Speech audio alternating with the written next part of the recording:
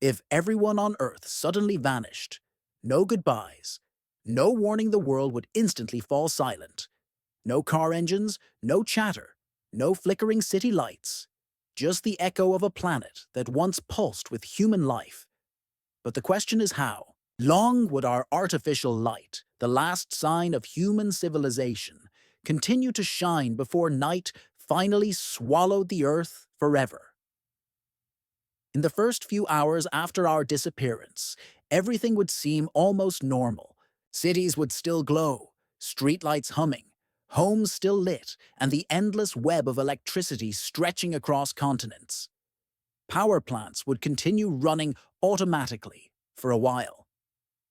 Coal and oil plants, the lifeblood of modern power, would keep generating energy until the fuel feeding them ran out. And without humans to deliver that fuel, the lights in our homes would flicker and fade within days. The great cities New York, Tokyo, Dubai would blink out one by one. But not all lights depend on humans directly. Nuclear reactors, for instance, could technically run for years. They hold enormous stores of energy, capable of keeping their turbines spinning long after we're gone. But here's the problem. These systems are designed for safety. The moment they detect a failure or lose connection to the grid, they automatically shut down. Within hours, most reactors would go dark, their cores cooling in silence. The world would already be dimmer. Still, some pockets of light would survive. Remote islands with diesel generators might shine for a few weeks until their tanks ran dry. A few wind farms, catching steady coastal winds, would power empty fields and small towns for months, maybe even years. The same goes for hydroelectric dams like Hoover or Itaipu, massive machines that could run on autopilot.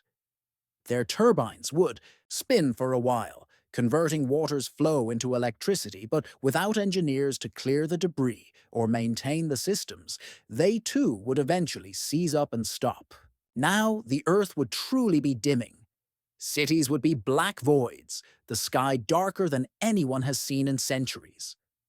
Only solar-powered lights, lonely highway, call boxes, remote weather stations, forgotten lighthouses would still blink on and off with each sunrise and sunset.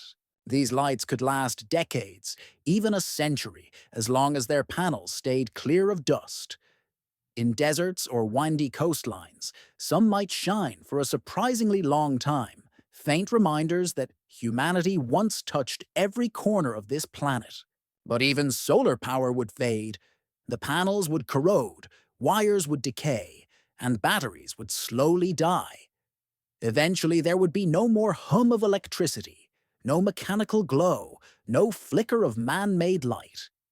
The Earth would return to its natural rhythm, the day ruled by sunlight, the night by starlight and moonshine.